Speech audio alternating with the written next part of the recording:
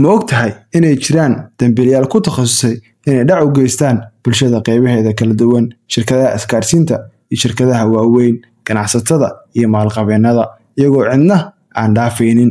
Kooxdani waxayna samaysteen 49 milyan oo kaar oo been abuur ah, kuwaas oo ay u isticmaali jireen xogaha kala duwan iyagoo ka gudbi jiray two-factor authentication-ka, waxayna ka kala shaqayn jireen adduunka daafihiisa oo dhan. Shirkadani tani waxay ku saabsan tahay howlgal caalami ah oo lagu burburiyey shabakad cyber oo aad u weyn oo laga maamulayay dalka Latvia.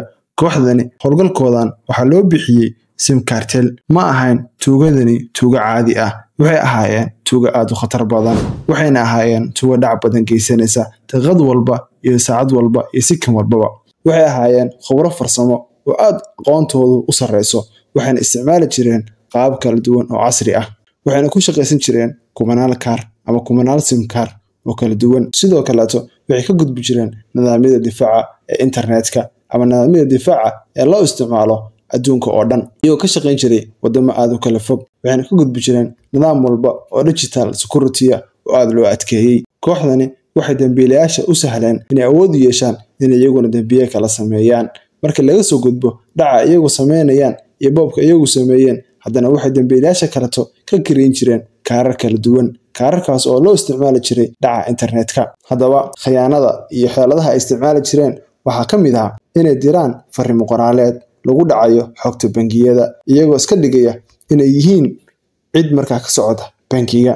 Waxay sameyn jireen khiyaano maalgelineed ama khiyaano maalgelineed, iyagoo soo wacaya bulshada qaybaheeda kala duwan, isticmaalaya inay yihiin banki ama shirkad ama xarun dowladeed, taasoo u sameynaysa gargaar lagu sameynayo maalgelino kala duwan. Halkaas waxay ka sameyn jireen maalgelin been abuur ah, iyagoo markaas dadka ka qaadi jiray lacag kala duwan. Waxay sameyn jireen khiyaano kaleeto, khiyaanadaas oo ah inay waalidiinta wacaan iyagoo u sheegaya in wiilkoodu ama ilmahoodu ama gabadhoodu ay waxbarashada u dirsadeen inay ku dhibaataysan tahay jaamacadda ama goobteeda shaqo ama goobaheeda kala duwan ee ay markaas ay joogaan. Halkaas waxay ku dalban jireen lacago ay leeyihiin waalidiinta soo dira lacagahaas si gabadhiinu ay u badbaado ama wiilkiinu uu noqdo mid bad qaba. Kooxdani ayaa waxay dhibanayaal u noqdeen tiro gaaraysa 1700 oo qof markii la joogo waddanka Australia. Sidoo kaleeto waddanka Latvia waxay khasaaro badan u geysteen ama dhac badan u geysteen tiro xisaabtooda lagu qiyaasay 1500 oo qof. Latvia waxay ka dhaceen lacag 400 milyan oo euro. Sidoo kaleeto waddanka Australia waxay ka dhaceen lacag gaaraysa 4.5 milyan oo ay ka dhaceen bulshada ee markaa ay dhibaateeyeen. Isku darka khasaaraha iyo lacagaha ay qaateen oo ay dhaceen oo ay ku sameeyeen xatooyada qaybaheeda kala duwan waxay gaaraysaa 5 milyan oo dollar. Maadaama ay ahaayeen shabakad aad u ballaaran, shabakadoodu waxay ka jirtay wadamo badan oo aad u kala fog, waxayna isticmaali jireen xeelado kala duwan.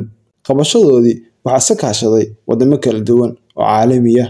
Muddo badan waa la qaban waayey, safarkooda qabashadu wuxuu qaatay muddo aad u ballaaran. Sidoo kaleeto wadamadaasi waxay kaalin weyn ka qaateen inay taageeraan Latvia CID-da iyo baaristeeda, iyagoo ku bixinaya kharashaad aad u ballaaran. Habkii loo qabtay 10kii bishii Oktoobar 2025 ayaa tuugadani la qabtay, waxayna hay'adaha amnigu gacanta ku dhigeen 1200 oo qalab oo SIM card box ah oo kala duwan.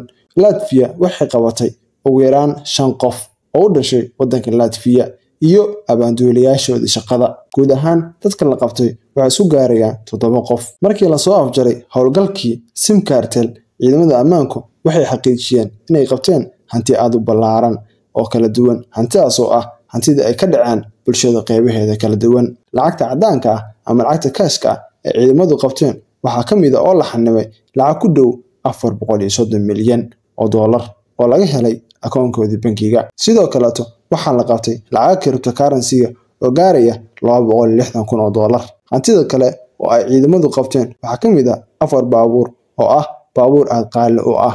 Qabashadooda kadib hadda waa xukun sugayaal, waxaana ku socda baaritaankii ciidamada, waxaa la marinayaa habraacii ay mudnaayeen ee markaas u yahay waddankaasi.